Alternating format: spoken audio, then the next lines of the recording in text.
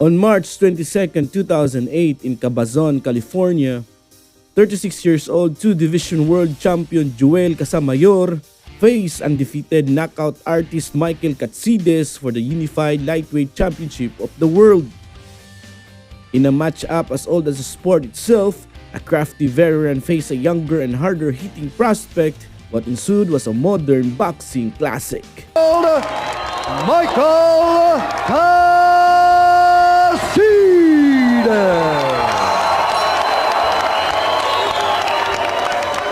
And now introducing his opponent fighting out of the red corner. Joel Casamayor perfectly fit the stereotype of the kind of image elicited from the description slick Cuban southpaw, a product of the notoriously rigorous Cuban amateur program and trained by the legendary Pedro Luis Diaz, trainer of all-time amateur greats Guillermo Regondo and Felix Savon.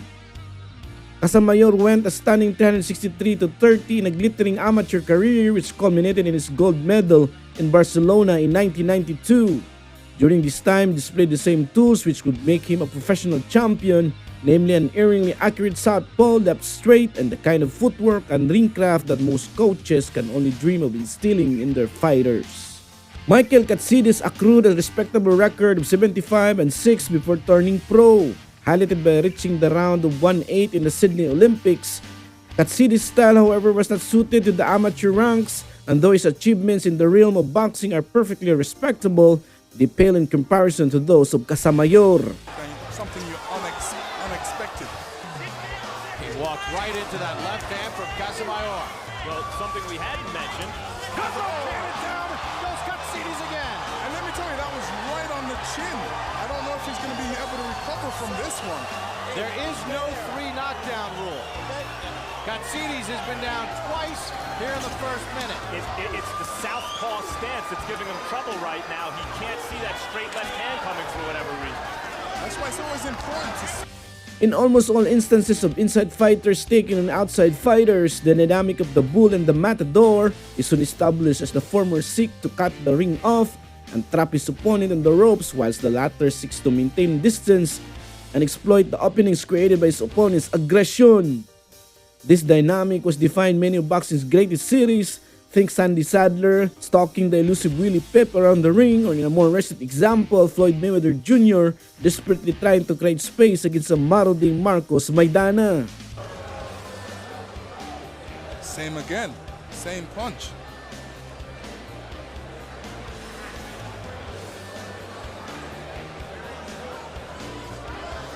Well, here's the second knockdown, Lennox. Again, a left hand.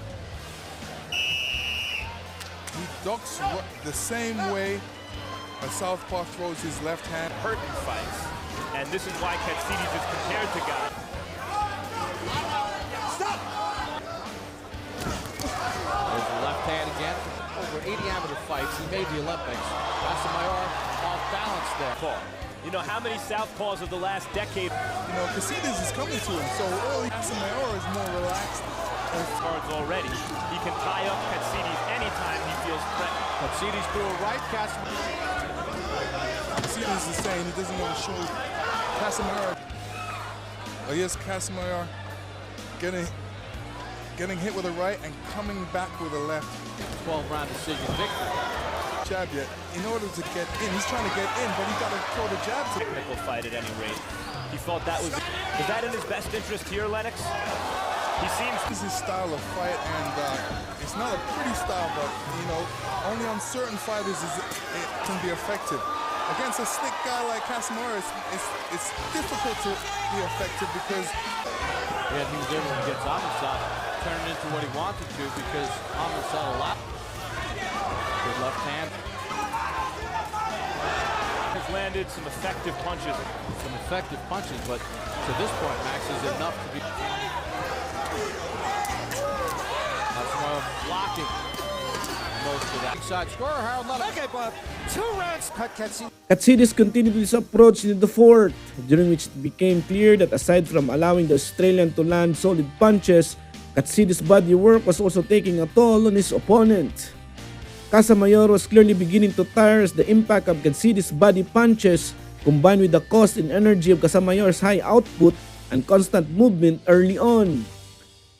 His tired legs seem increasingly incapable of carrying him away from Katsidis, and his arms mirror this trend, dropping lower and lower whilst being used to throw fewer and fewer punches. As a result, Casamayor was getting cornered by his fresher opponent more and was at times reduced to standing still and exchanging hooks with the younger and stronger man. This went about as well as one would expect.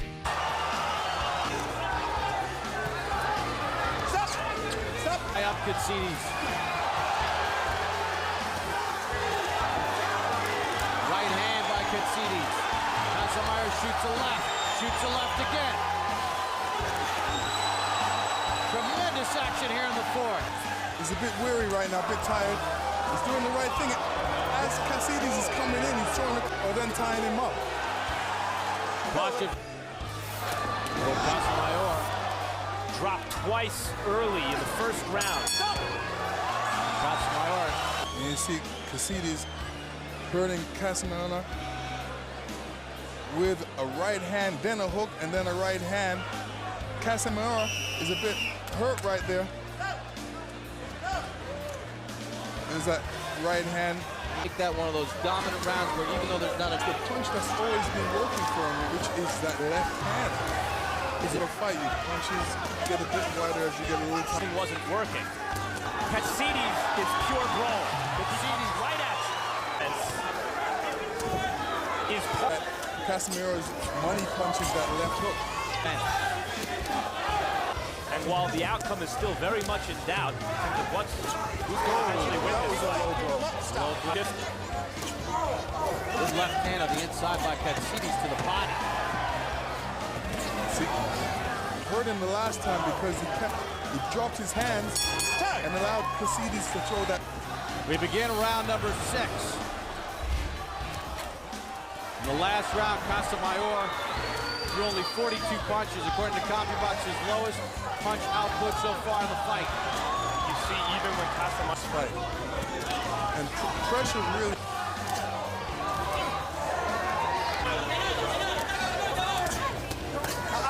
going into this fight, I didn't want to say it. Parallels here. He's fighting for the lightweight championship here, Katsidis. Casamayor, it's Michael Katsidis. Katsidis. Left hand on the inside. The sanctioning bodies have no real legitimate authority to call anyone champion. They've squandered whatever legitimacy they've had. Casamayor got hurt again. Through the ropes. Right hand.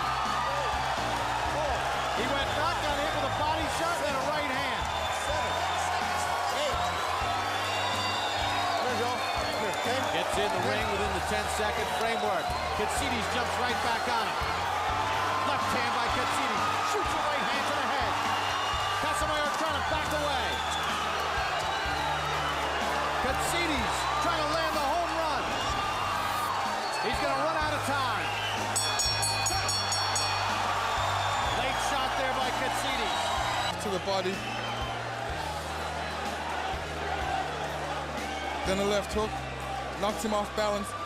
And then a barrage of punches. It was the body shot. It was the body shot that collapsed. that really opened it up. Like I said, Casamayor doesn't like that body shot. That crippled him for a second. As you can see, he bends down low and he's waving in with his head. And he got knocked off balance. Still suffering from that body. That unofficial ringside scorer, Harold Letterman. Okay, Bob. 4 rounds to 2. He's won the last 4 rounds in a row with that body punching. One quick thing. If you go through the ropes and... You know, it's interesting. In the distance. Casamayor dropped Katsidis twice in round 1, controlled round number 2. It's been a different story since. See, this is what Casamayor needs to do. He needs to move and throw punches. Oh, beats a right hand. Fires back. This is giving you some unrelentless power. It's just on you every second. He's not letting up. Yeah, once in a while, a guy comes along from that category. Not yet eliminated himself from that possibility.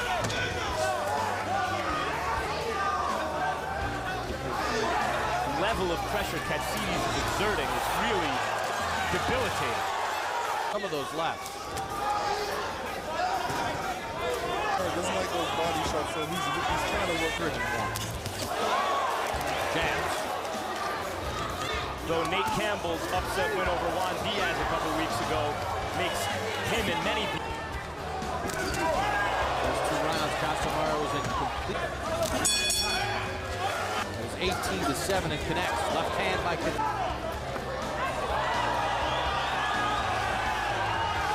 Oh, going to take a point away for a low blow. A fighter like Casamayor, if he's going to hit you low intentionally, I find it hard to believe it was intentional. Well, what he did was Low with the forehand. and I wouldn't really call that a hit. I would call it a tap. That wasn't a tap on Katsidis' jaw right there. Casamayor. Cassidis steps in with a combination. Course of a fight where your legs come back. Well, you know, different people reach.